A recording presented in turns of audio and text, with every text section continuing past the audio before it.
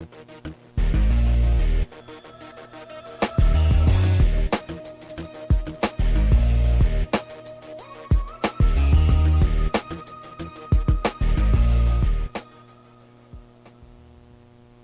a second. Waiting for. Okay, we're connected.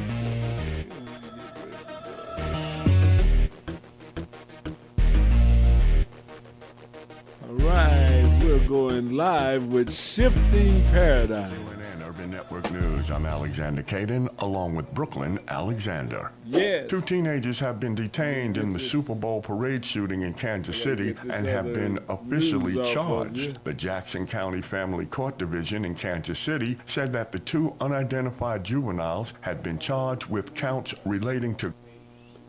All right, there you go. All right, yeah, we're live with Shifting Paradigms and B. Michael Long coming to you from KUAW Radio, Kansas City's global community radio station. And here is B. Michael. Microphone check, 1, 2. What is this? It's B. Michael here with Shifting Paradigms Business, and we are live on KUAW Radio, brought to you by the Black Family Technology Awareness Association at the W.B. Du Bois Learning Center. I'm actually at the house today, chilling here, doing what we do. Had the day off on this President's Day, and so, just wanted to go ahead and continue what we do. Got Baba G's, of course, on the ones and twos, always holding it up and keeping it down, doing what he do for the people. Yes, sir. Yes, sir. Of course, this weekend, this is Bob Marley's Memorial Day. We're recognizing the ancestor of Bob Marley, the great Robert Nesta Marley, Tough Gong, also known as Tough Gong. His movie just actually got released a couple days ago. I have not seen it yet. So I do want to dedicate this show to Robert Nesta Marley. And before I get into this redemption paradigmatic, which is what the show is called today, I wanted to, of course, quote one of his most profound and challenging songs from his Babylon by Bus, from his Survival album. The name of the song is Babylon System. And just in verse 2, he tells us Babylon's system is the vampire, sucking the children day by day. I say the Babylon system is the vampire, the falling empire, sucking the blood of the sufferers, building church and university, deceiving the people continually. I say they are graduating thieves and murderers. Look out now. They're sucking the blood of the sufferers. That's right, they are the Babylon system. And this really goes to the book of Revelation. Actually, even before that, we have that going back to the book of Daniel, and even to the prophet Isaiah, where the system known as Babylon, the illusory system, the deceiving system, even going back to the book of Genesis, when you're dealing with Nimrod, son of Cush, who was the son of Ham, and built the governmental entity in the land of Shinar, created this counterfeit system, a counterfeit system to the kingdom of heaven to make a name for themselves, they said, right? And so this Babylon system, Babylon coming from the word Babel, which means the gate of Elohim, interestingly, when you do actually the etymology of it, Bab meaning gate, El meaning Elohim or the mighty one, but also it means confusion, because this is where the tongues were confused, because they had one mind to accomplish their sovereign purpose of creating a city on their own. And so I wanted to definitely carry over from what I presented last time I was on here in dealing with some matters. And so redemption paradigmatics. And so what I want to do, I want to share this excerpt. Actually, it is an introduction. Oh, do I got the share screen capacity? Baba G, can you give me the share screen capacity, please? And thank you. I'm glad I got you before you left. And so wanted to go ahead and share this information from this book. You got and it. I'm going to put it. Thank you, sir. I want to put the link into the room. I will actually do that before the class is over. And so this is from a book called The Redemption Manual. I want to really look at redemption twofold because this has really been heavy on my heart. Understanding one that we're living in a very, very interesting time. It's been like that really since since creation and since the powers that be, the world powers that be, particularly dealing with, let's say, from 70 of the current era moving forward. It has been under the thumb of the Roman Empire, who is Mystery Babylon, interestingly, and we'll get into that a little bit. But dealing with one of the sovereign commandments of the scripture, particularly found in the book of Revelation, the 18th chapter, 4th verse, tells us to come out of her, my people. Come out of her, lest you partake in her sins and receive of her plagues. And so the coming out process is known as redemption. In the Hebrew, it is called KUAW. Okay, KUAW means to return to your original condition. And actually, it means to really go back to the land of our sovereignty. And so I want to present this before I get into the juxtaposition of a de jure reality of governance and a de facto system of governance of which most of the world is operating in. And there's a lot of information that I want to present to you all today. And particularly, I want to get you all another book. I want to refer you all to a book. So give me one moment, if you don't mind, and give me one moment as well.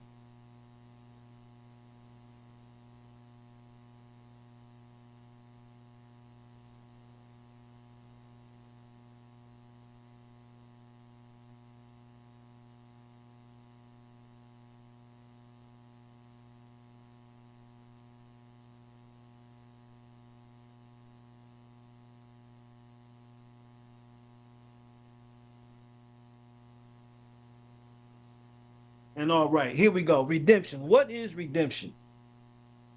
Any reference or inclusion of scripture in the following pages is to show the reader the nexus and the connection of the operation of commercial law. And this is what we're dealing with. This is what the Wizard of Oz even was all about, commercial law. From those times past up to today, to show that commercial law and the operation thereof is constant and operates in all that you do. That is not common law. That is not natural law, right? Commercial law is a counterfeit system that is based on admiralty and maritime law. We will get into that shortly. The following pages of this book, called the Redemption Manual 4.5 edition, are writings and thoughts from one of the gentlemen who brought this concept to the forefront. Many of these writings contain biblical references. Why? Because the Bible is a book of trusts. It is a lawful covenant book of contracts. It is contract law, okay? So there are biblical references which you may not have interpreted as he has done. The thoughts are extremely insightful, unusual, and deep.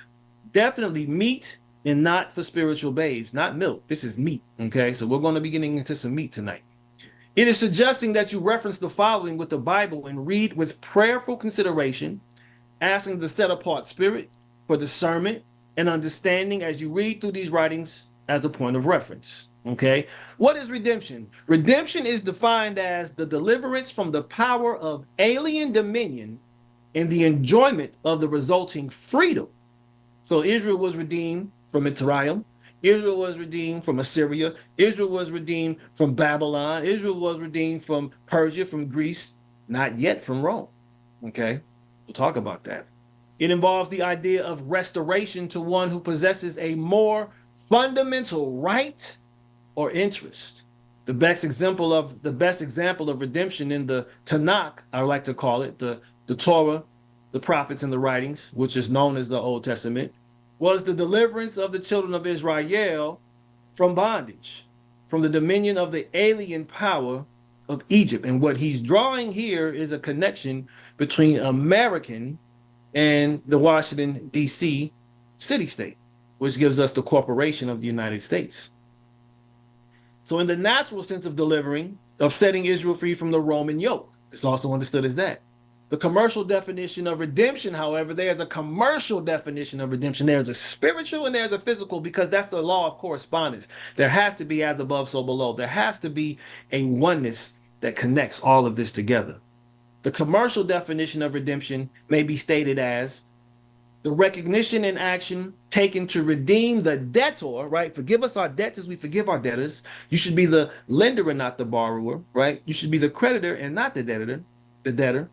But again, the recognition and action taken to redeem the debtor and all the property pledged, to take control, to file notice, to lien all the property, to restore rights, titles, and interests in property, to sever the commercial bondage and acquire the standing and capacity to discharge all fines, fees, taxes, debts, and judgments of the debtor in all commercial matters due to U.S. bankruptcy, aka the national emergency imposed upon the people without full disclosure and consent. And that is a violation of contractual law.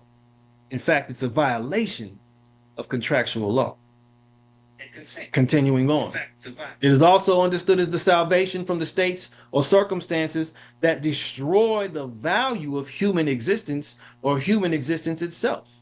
The word redeemer, the goel in the Hebrew, and its related terms, redeem and redemption, appear in the scriptures some 130 times and are derived from two Hebrew words, from padah and goel, thought used to describe divine activity as well. They arose in ordinary human affairs, and it is in this context in which they must be first understood. Padah is the more general of the two, with cognates of related meaning in Akkadian, Arabic, and Ethiopic. It belongs to the domain of commercial law and refers to the payment of an equivalent for what is released or secured.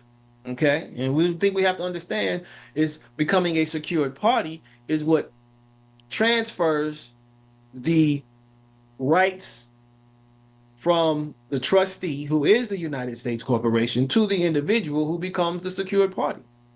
The rights and the liens and everything, all this stuff is given back to the individual who now is no longer lost at sea, but is actually of age and also with the mental capacity to govern one's own affairs, estate, and themselves. Okay. Continuing on, the verb padah, unlike goel, indicates nothing about the relation of the agent to the object of redemption, which in the scriptures is always a person or another living being. Its usage does not differ in cultic activity from that of a normal commercial transaction. In both cases, a person or an animal is released in return for money or an acceptable replacement. And you can see this in many instances in scripture. Goel, on the other hand, is more restricted in usage and does not appear to have cognates in other Semitic languages. It is connected with family law and reflects the Israelite conception of the importance of preserving the solidarity of the clan. And so the redemption, becoming a secured party, we will discuss, is very essential in the preservation of generational wealth. Okay, and we'll talk about that. The goel, or the redeemer, is the next of kin who acts to maintain the vitality of his extended family group by preventing any breaches from occurring in it. Thus, he acquires the alienated property of his kinsman or purchases it when it is in danger of being lost to a stranger. It's from the Encyclopedia Judaica in 1972 in terms of the redemption and what that means. And so contextualizing this before we get into more of the delineation from the de jure governmental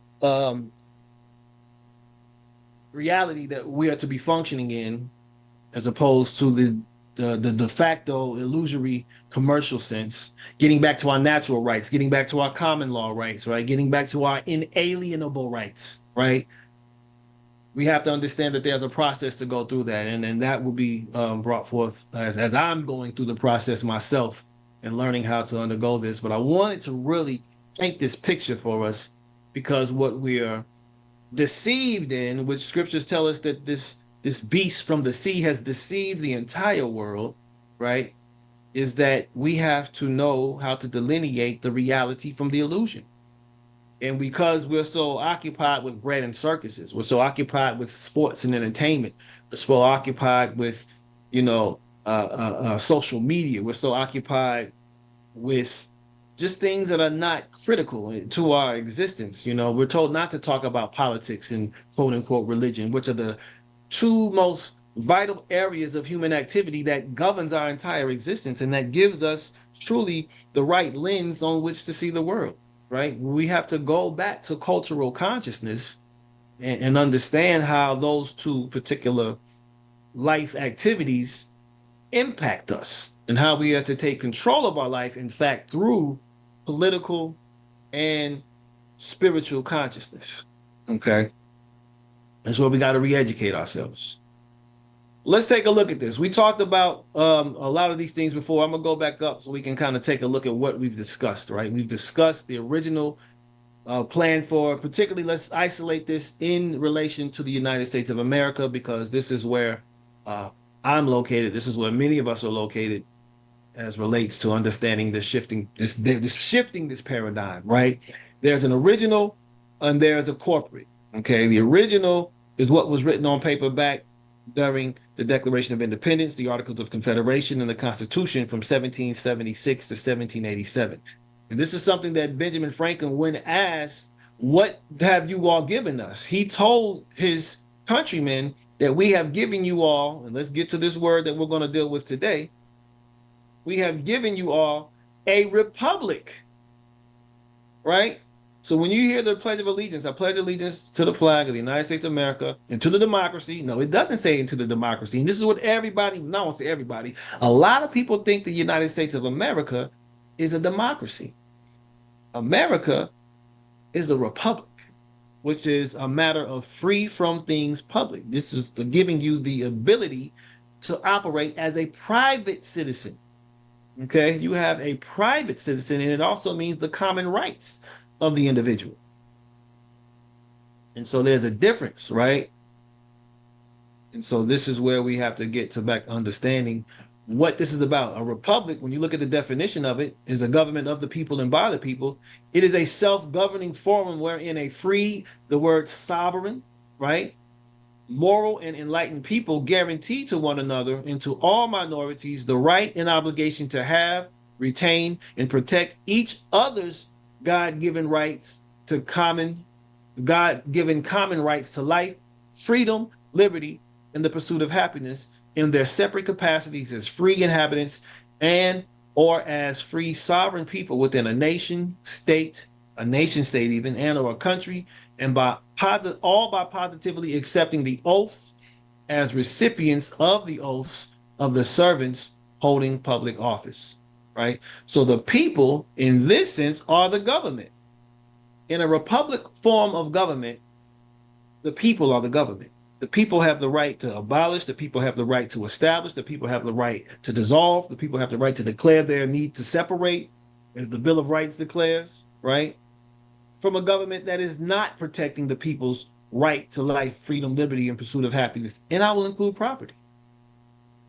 However, a democracy cannot exist as a permanent form of government. It is a transitional form of government.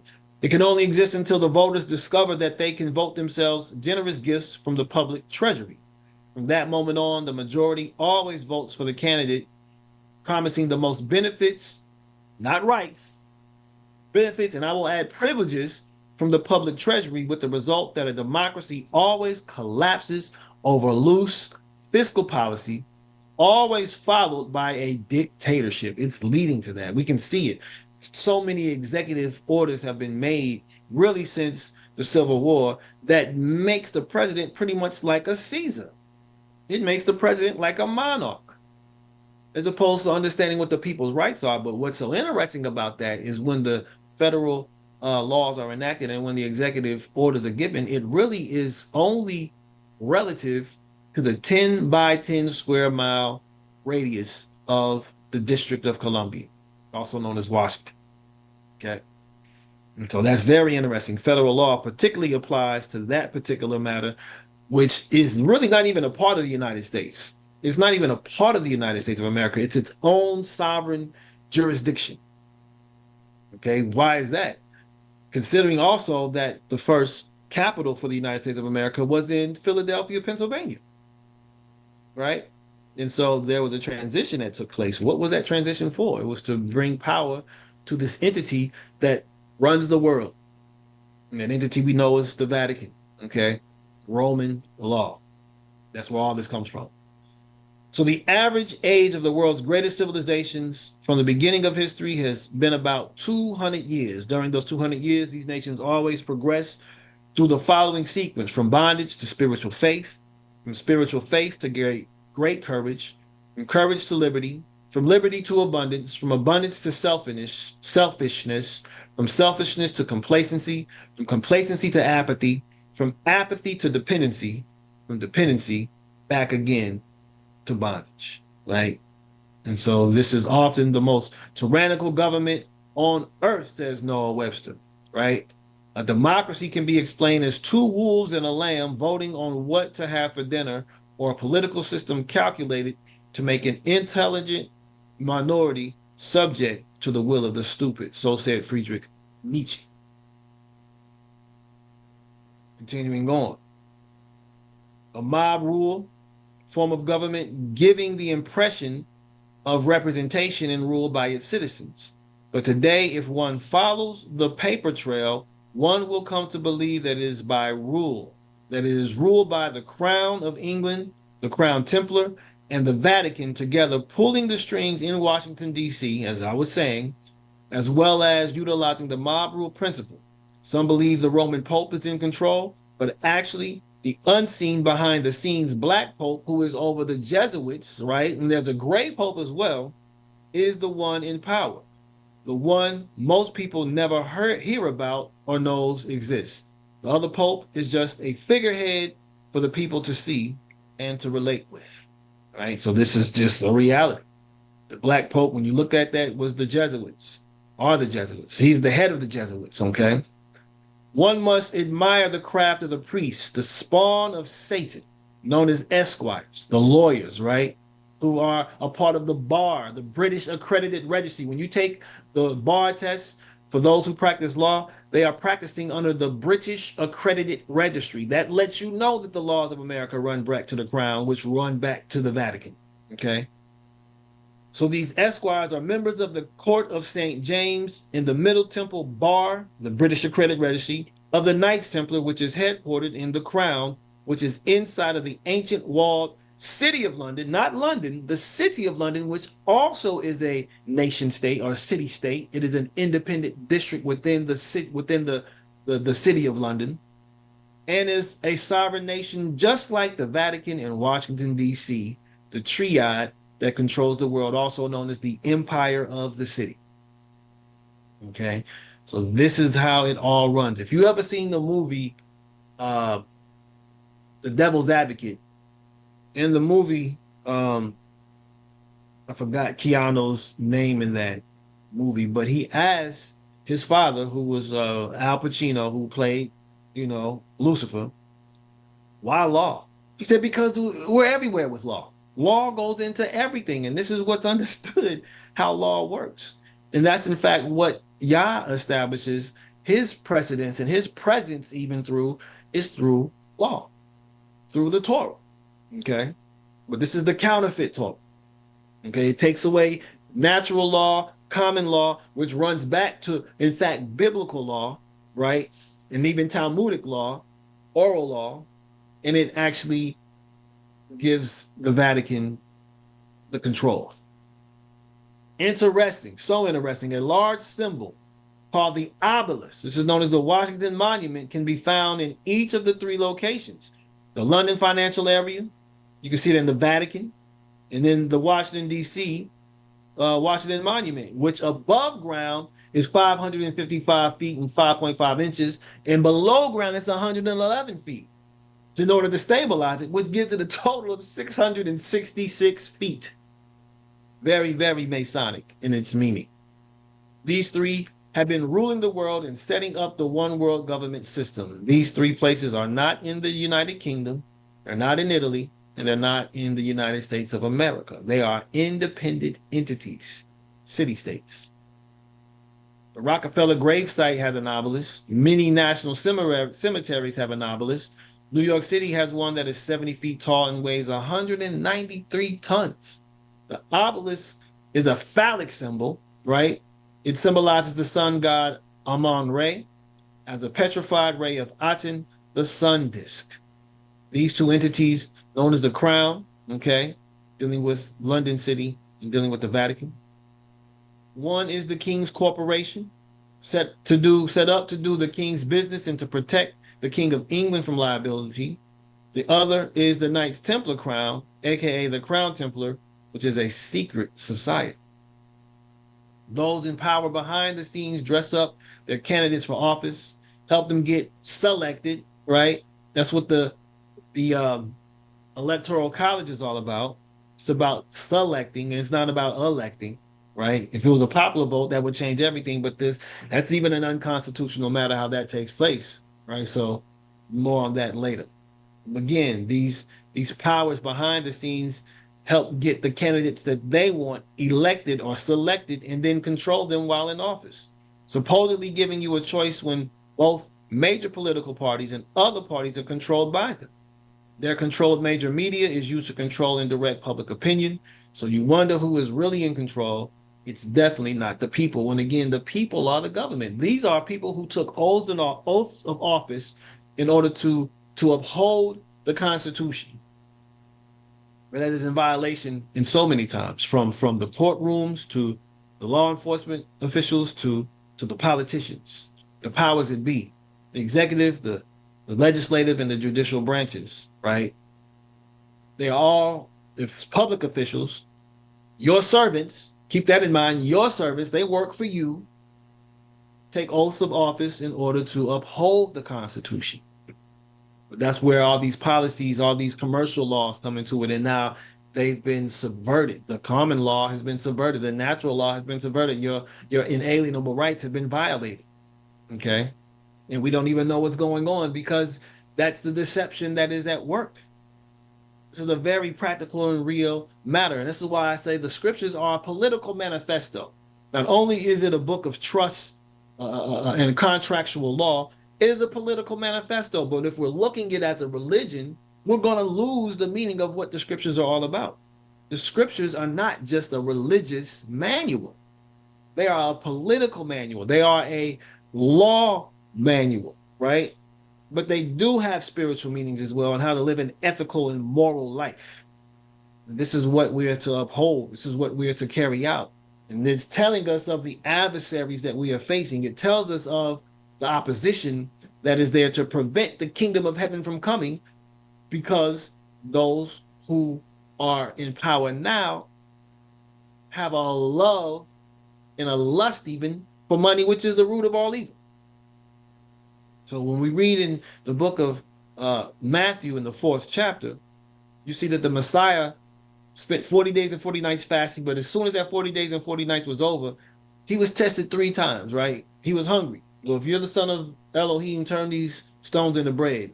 Shall only eat bread that, well, you shall not live by bread alone, but every word that comes from the mouth of Yah, right?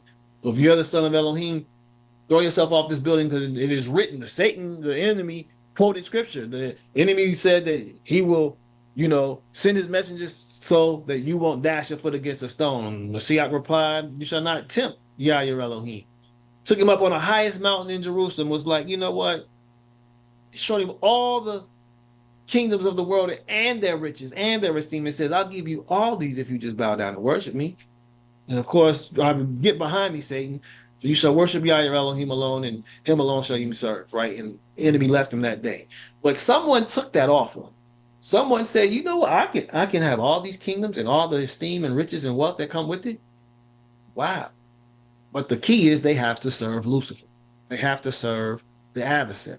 They have to be adversarial to life. They have to be adversarial to the Torah, the law of Elohim. And they created their own laws and created their own times. This is what Babylon is all about. Let us make a city and a name for ourselves. Let's not follow the old world order. Let's create a new world order. And that's what we are today. So again, democracy is the road to socialism. Plato postulated dictatorship naturally arises out of democracy. But let's come back to the republic form of government. What is the republic? The people created a republican form of government with limitations on their servants, We have no limitations as long as we don't commit a crime, which a crime is defined according to common law of tort law, which is a violation of someone's person. You may have injured someone, right? You may have damaged some property, or you're endangering society, or you breached the peace, right? That's tort law, right?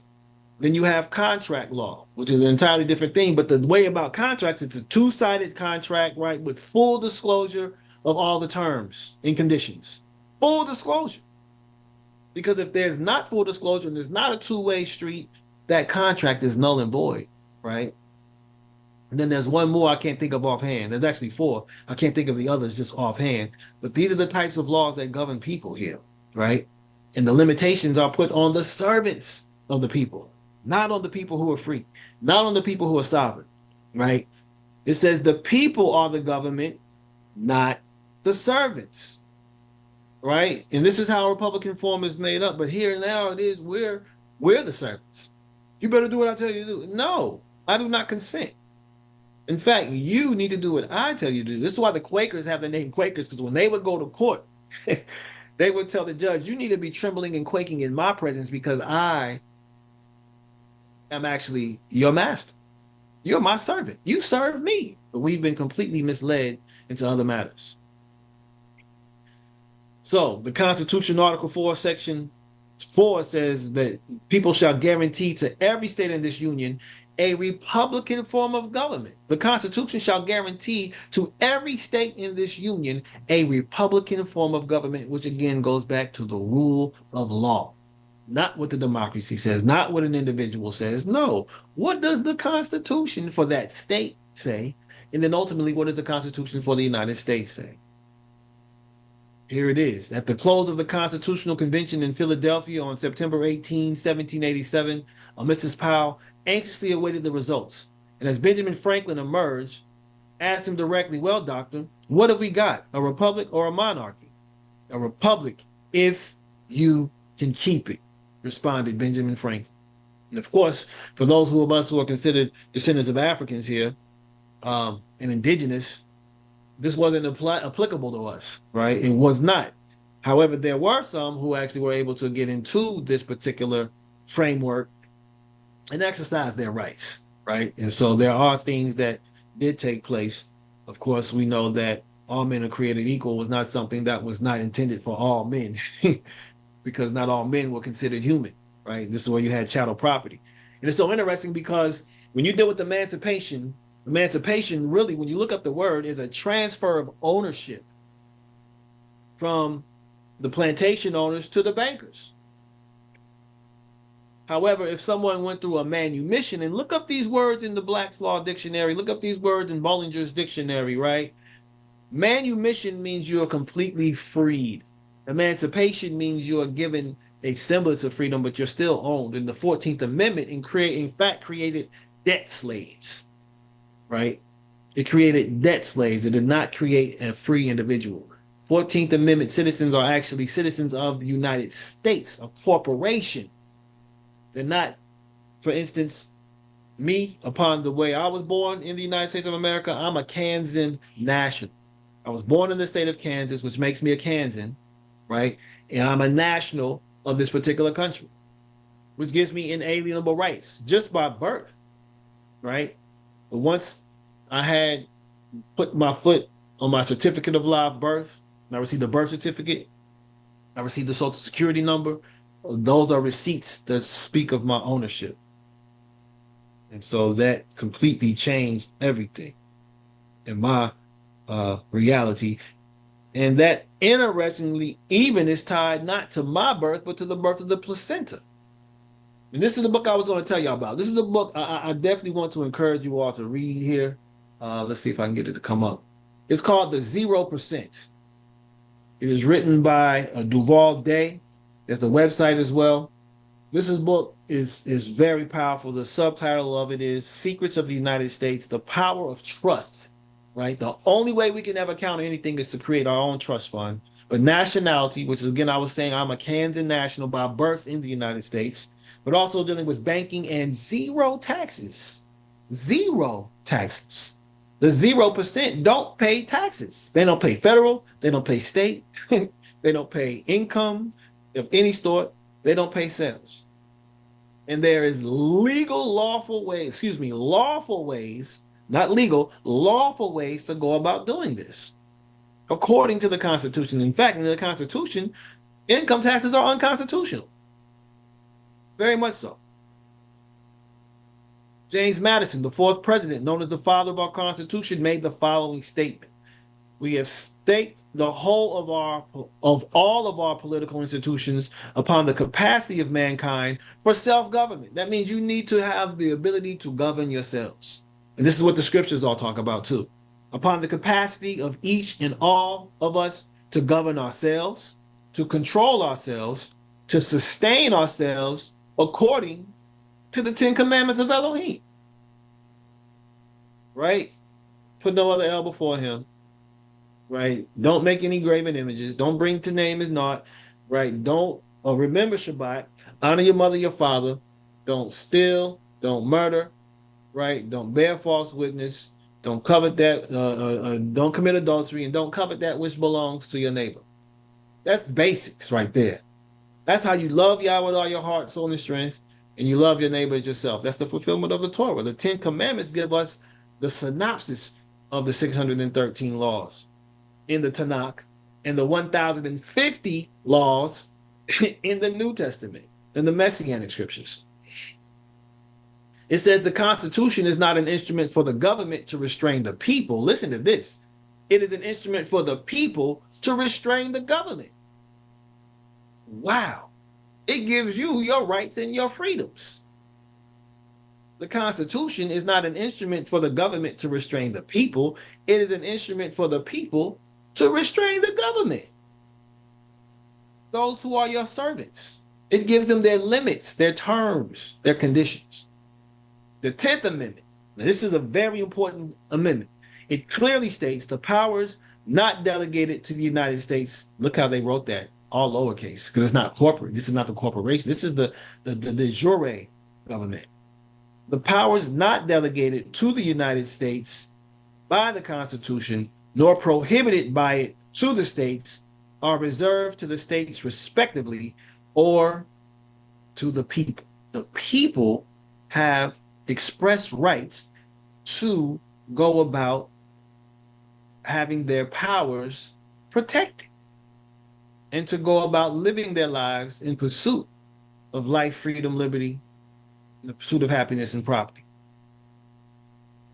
Article 1, Section 8 of the original Constitution allowed the creation of certain federal areas and a district for certain limited purposes, to exercise exclusive legislation in all cases whatsoever over such district not exceeding 10 square miles, which is what DC is, as may by secession of particular states and the acceptance of Congress become the seat of the government of the United States. Notice there's all caps now. That's the corporate reality.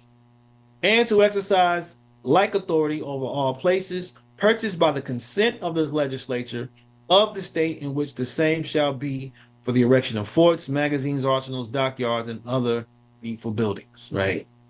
So this is what Article 1, Section 8 entails here, and allowing legislation to exercise its authority over the corporation in those states, capital S, that have been a part of the incorporation. Okay, this includes like Puerto Rico and the other islands and colonies, Hawaii, that are part of that matter as well. Not the state of Missouri, not the state of Kansas, right? Those are independent 10th Amendment states that have their freedom to go about doing what they want, even including Texas. But we're seeing what's taking place in Texas now, which is a very interesting conflict that's developing because you're dealing with states' rights versus now federal rights, states' law versus federal law. And it's very interesting to see how this is developing. It could, heaven forbid, but end up in some sort of conflict as federal troops have been dispatched to that particular border to deal with the matter that Texas is like, we need to protect and seal this border. There's too many people coming in here. We don't even know who these people are. Right? So that is very legitimate. in dealing with these borders, right? And so that's what the government should be really seeking to establish, is protecting these borders. But you can see that one of the things that takes place in finding interest in other countries, such as Iraq and Iran and Ukraine, even now, that there are different dispatches of military forces sent overseas, which is what the Constitution did not provide for, right? We're not world police. I'm going to say we, but the United States of America is not intended to be a world police. And so this is something that we have to really examine for those of us who live on these borders and understand what our tax dollars are going to. And again, what rights do we have? What are our rights? If you don't know your rights, guess what you have? No rights. It is very important to know that Congress has exclusive legislative power and authority only over certain specified areas purchased for certain reasons by consent of the state in which they lie. These are the only areas whereby a democracy is allowed to exist. Outside of these areas, a Republican form of government is guaranteed. When the corporation is established, that's where democracies can work. But when there is the jure rule and there is the states' rights, only a Republican form of government, going back to the 10th Amendment, is established. The Residence Act of 1790 established the location, the actual location of the District of Columbia in 1790. So when they transferred, again, the capital, the head, from Philadelphia to Washington, D.C. Ron Paul said that this country's founders cherished liberty, not democracy. It was liberty. But here it is. I believe, again, it was Patrick Henry who said, if you exchange your liberty in the name of defense, it was Benjamin Franklin, you end up with neither. And what has happened, particularly since 2001, right, is that defense from an imaginary enemy has been accepted in the name of protection in exchange for your liberties and your freedoms and your rights and your inalienable rights. This is how there's so many far reaches of the invasion of our privacy, right, that is taking place in the name of defense. And now we have neither. Brother Gregory Williams in 2010 said, a pure republic allows the people the power of choice, right? They may retain their right to choose or waive it for what they believe is profitable or for gain. And it's interesting. I saw something, I don't know what state it's in, but there's a suspension that may come to 20,000 students who have chosen, their parents have chosen to not vaccinate them, which is their right. But now they're saying that they're going to face suspension and maybe even ultimate expulsion because they're choosing not to vaccinate their children. And that's what the Republican form of government gives you. But when a democracy is there, the majority rules. So this is what you need to do. This is what you have to do. And again, that's totalitarian. That's dictatorial. That's not how this system was designed to work. And until the people understand that and know what their rights are, it's going to continue to happen. You may not agree with someone's particular choice, but guess what? They have the liberty to do that as long as they are not harming people, as long as they're not damaging property, as long as they're not endangering society, and as long as they're not breaching the peace. There's no crime in that, in making a choice that you may not agree with. There's no crime in that, right? And so that's what we have to understand about lawful rule. The rule of law is so important for us to understand, as opposed to the rule of policy, the rule of statute, right? The rule of ordinance. Okay. Republican government is defined as one in which the powers of sovereignty are vested in the people and are exercised by the people, either directly or through representatives chosen by the people to whom those powers are specifically delegated. This is Black's Law's Dictionary, 6th edition, 695 for the Republican government. Democracy is defined as that form of government in which the sovereign power resides in and is exercised by the whole body of free citizens directly or indirectly through a system of representatives. Okay. And so now you're conferring power to the body through representatives as opposed to the people themselves ruling, right? Big difference. This is kind of like even in the scriptures when you read of the incident with Gideon. Gideon was told that once he redeemed his people from the oppression of the enemies, I believe these were Philistines at this time, that the people said, when you defeat them, you rule over us. Gideon was like, I'm not going to rule over you. You only have one that rules over you. That's Yah. You govern yourself. Me nor my sons will rule over you. And so this is where we have to really understand the difference between a monarchy, right? Between an oligarchy, between a what do they call that? A technocracy, right? When you're dealing with the rule of technology, technocrats, right? When you're dealing with the rule of money, right? Even when you're dealing with what's the word of that? A socialist system. And so all these things are very important for us to understand, as opposed to, you know, not being civilly informed. And this is what they've taken civics away from, because people really don't know and understand their rights. And these are things that we have to really like talk about. We got to get back into this stuff and bringing these things into existence in our conversation, because it affects our liberty, our freedom, right? The rights of the people and the Republican form of government and the protection of the people of America are its main concern, and maintains that all states shall be guaranteed a Republican form of government. The rights and protection of the people is the main concern, okay? Thomas Jefferson predicts the future happiness of Americans if they can prevent the government from wasting the labors of the people under the pretense of taking care of them, okay? And that's what has happened. When you look at a democracy, it expands and conquers by deceit and fraud. It uses words of art to deceive, right? This is what legalese is all about. It convinces Americans to utilize such words in terms as residence as opposed to domicile, to reside as opposed to dwell, and a U.S. citizen as opposed to a Kansas national, such as myself, regional designations such as CA, NV, TX, of course, California, Nevada, and Texas.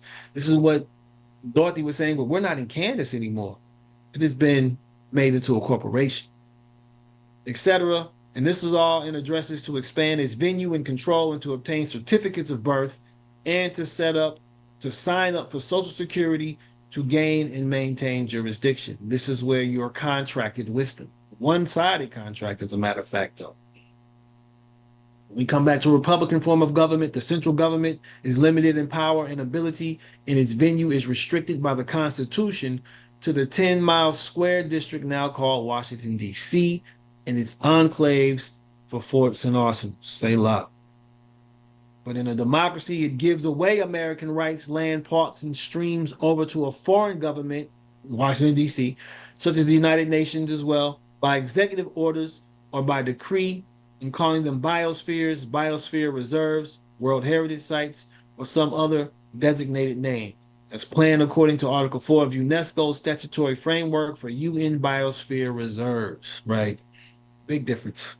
So this is making everything what they call globalism. They're going through a process of globalization, okay? And this goes back to the New World Order. This goes back to the One World Order. This goes back to the plain of Shinar in Babylon, where everything was going to be made one under the rule of the anti-Messiah.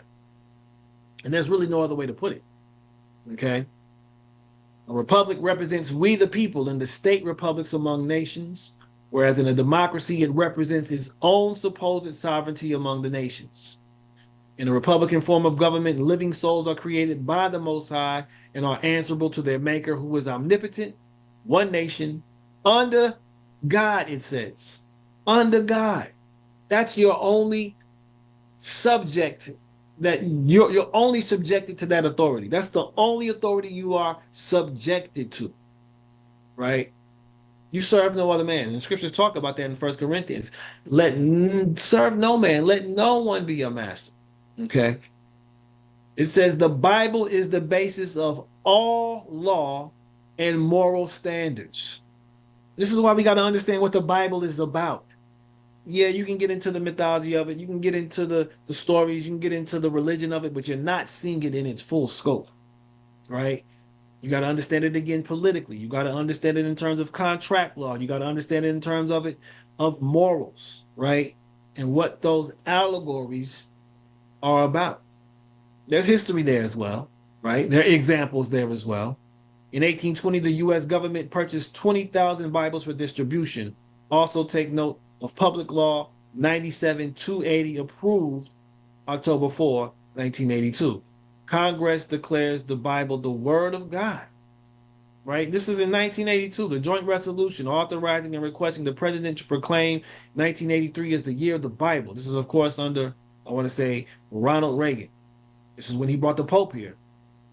Whereas the Bible, the Word of God, has made a unique contribution to in shaping the United States as a distinctive and blessed nation and people, whereas deeply held religious convictions springing from the Holy Scriptures led to the early settlement of our nation, whereas biblical teachings inspired concepts of civil government that are contained in our Declaration of Independence and the Constitution of the United States, right? Whereas many of our great national leaders, among them Presidents Washington, Jackson, Lincoln, and Wilson, paid tribute to the surpassing influence of the Bible in our country's development, as in the words of President Jackson, that the Bible is the rock on which our republic rests, whereas the history of our nation clearly illustrates the value of voluntarily applying the teachings of the scriptures in the lives of individuals, families, and societies.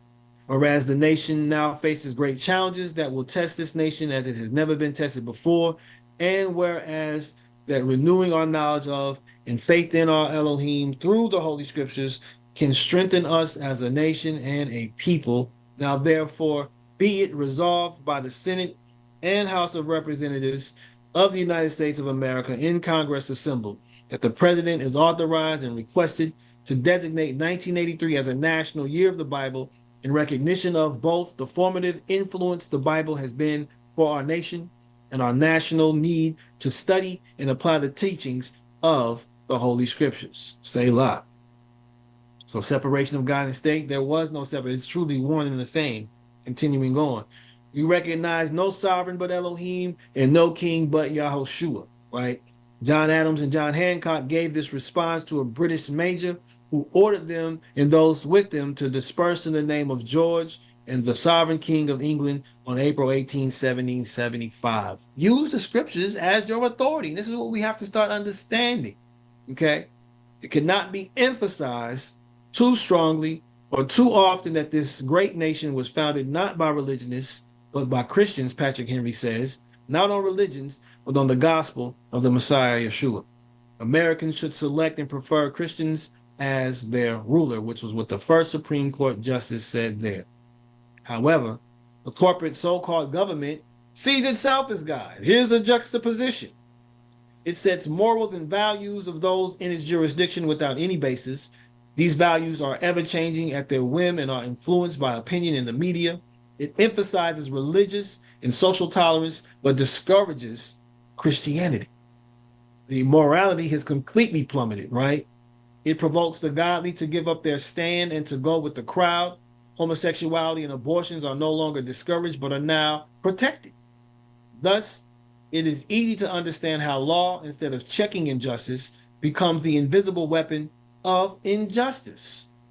It is easy to understand why the law is used by the legislator to destroy in varying degrees among the rest of the people their personal independence by slavery, their liberty by oppression, and their property by plunder. This is done for the benefit of the person who makes the law and in proportion to the power he holds. It erases from everyone's conscience the distinction between justice and injustice. No society can exist unless the laws are respected to a certain degree. The safest way to make laws respected is to make them respectable.